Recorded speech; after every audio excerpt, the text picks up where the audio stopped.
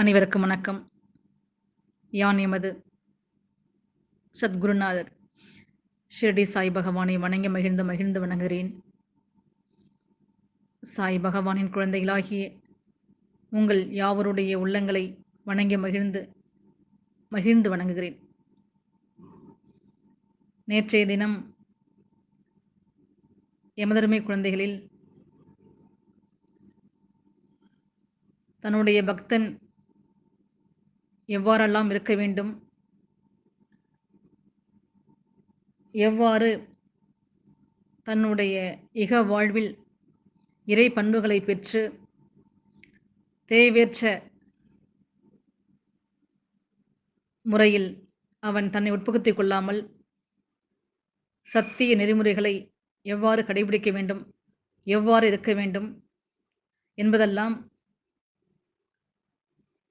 சூட்சுமமாக எனக்கு அறிவுறுத்தியதை உங்களுக்கு அவர் பாங்கிலே உரைத்தேன். இன்றும் அதே போல எனதருமை குழந்தைகளே என்கிற தலைப்பில் எமக்கு சூக்ஷமமாக அறிவுறுத்திய சில விஷயங்களை, கருத்துக்களை, இக வாழ்வியல் கோட்பாடுகளை இப்போது உரைக்கிறேன். இது யானாக ஒன்றும் எழுதிவிட முடியாது. என் ஷிரடி அன்னையின் நேரடி பார்வையில் யான் அவர் அறிவுறுத்தியதை மட்டுமே உங்களுக்கு இங்கே உரைக்கிறேன். ஆகவே இதனையெல்லாம் சிறு குழந்தையாகவே யான் உரைக்கின்ற இந்த அருள்மொழிகளை, சூட்சமமாக உரைத்த கருத்துக்களை நீங்களும் உங்களை வெற்றிடமாக்கிக் கொண்டு நம் ஷிரடி அன்னையோடு ஆத்மார்த்தமாக உள்ளன்போடு நம்மை பிணைத்துக் கொண்டு சாட்சியாக இக வாழ்வியல் செயல்முறைகளை பற்றில்லாமல் பற்றி விழிப்புணர்வு தியானத்தை மேற்கொண்டு நம் குருவினுடைய பேராற்றலை இயங்க வழிவகை செய்து கொள்ள வேண்டும். இப்பொழுது எனதருமை குழந்தைகளை என்கிற தலைப்பில் உங்களுக்கு உரைக்கின்றேன்.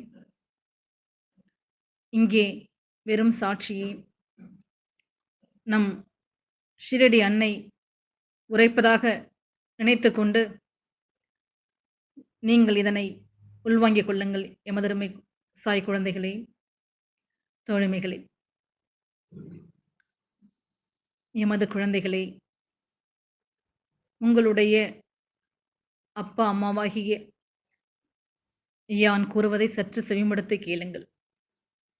உங்களில் சிலர் ஏதோ புலம்பிக் கொண்டே இருக்கின்றீரே, ஏன் நீரெல்லாம் எதை கொண்டு வந்தீர் எமது குழந்தைகளே? தவறாக எண்ண வேண்டாம்.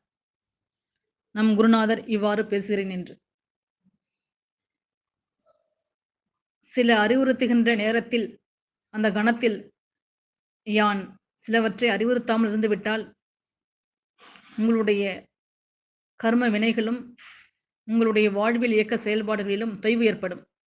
ஆகவே யான் அறிவுறுத்தியே ஆக வேண்டும் என்ற கட்டாயத்தில் இதனை உரைக்கின்றேன். இப்பொழுது எல்லாவற்றையும் இழந்துவிட்டேன் என்று சிலர் புலம்பிக் கொண்டே இருக்கின்றீர். ஏன் குழந்தைகளே? படைத்தவனுக்கு தெரியாதா? உங்களோடு இரண்டர சேவகனாக வியாபித்திருக்கும் எமக்கு தெரியாதா? எமது குழந்தைகளே, உங்களை சற்று பண்படுத்திக் கொண்டு யான் கூறிய சத் சரித்திர பாராயணத்தை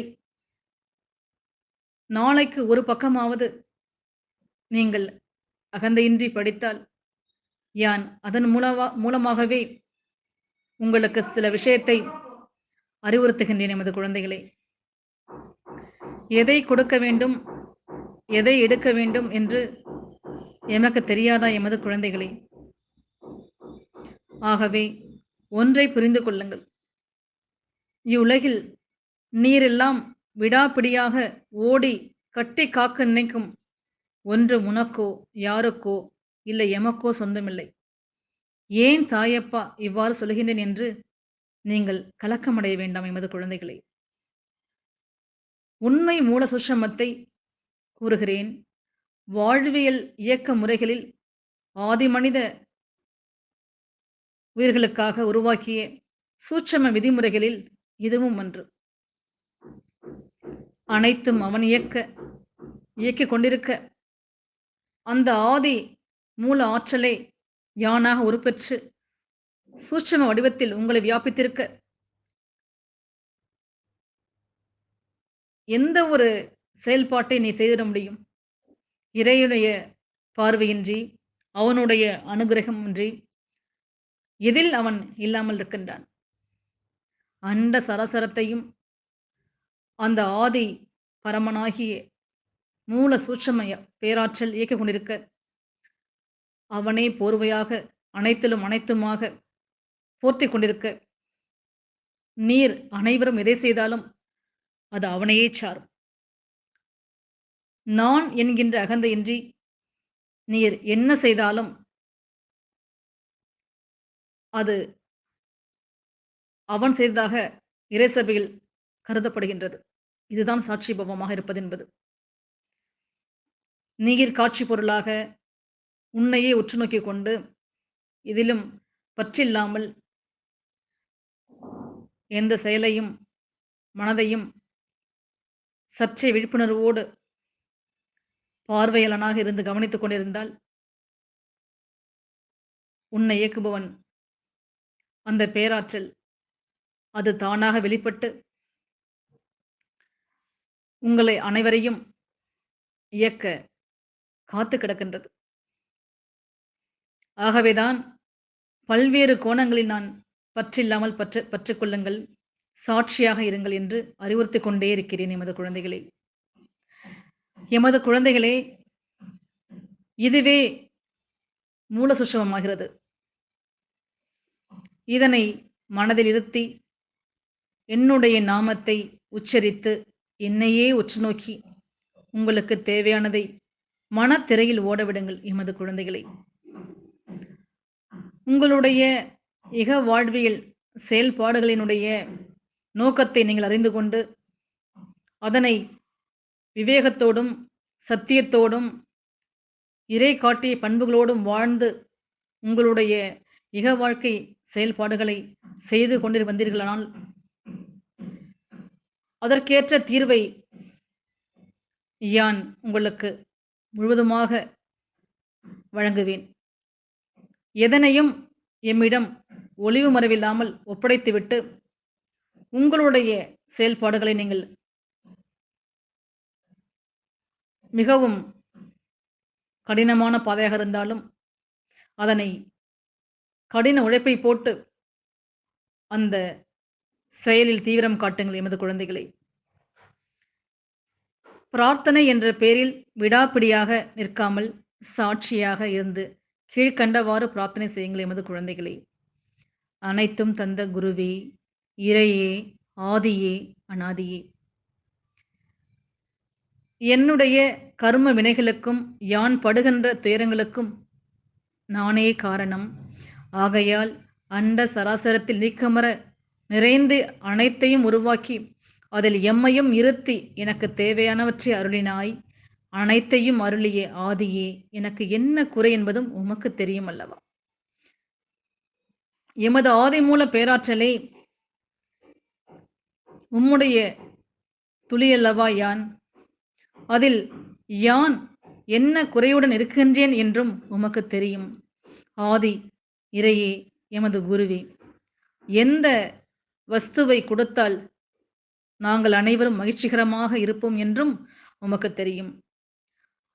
ஆகவே ஆதியே, அநாதியே, குருவே, மனம் கனிந்து எங்களை ஒரு கணம் பாருங்களேன் என்று குரு, இறை போன்றோரிடம் மன்றாடுவீராக எமது குழந்தைகளே.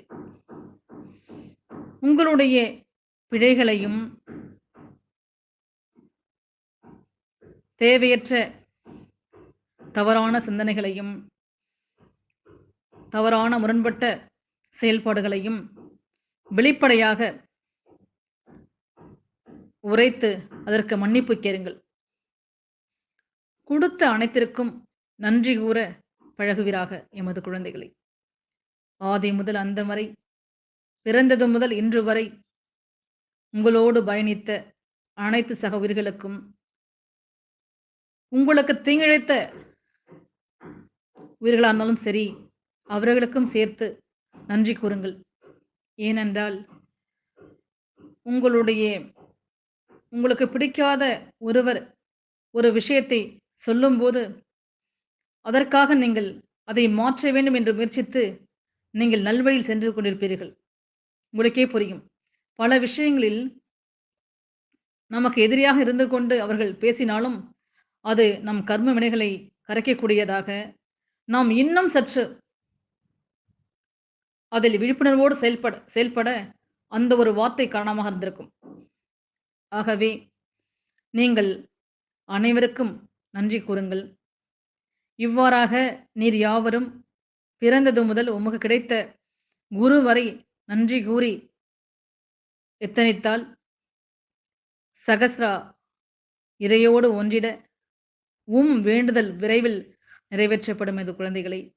ஆகையால் உங்களின் வாழ்வில் உள்ள ஏக்கங்களை, துயரங்களால் ஏற்படும் தாக்கத்தை, விரும்பும் பொருளின் மேல் உள்ள தாகத்தை, நீர் யாவரும் படும் துயரத்தை யான் தூங்காமல் தூங்கி அறுதியில் நிலையில் விழிமேல் வழிவைத்து பார்த்து கொண்டிருக்கின்றேன்.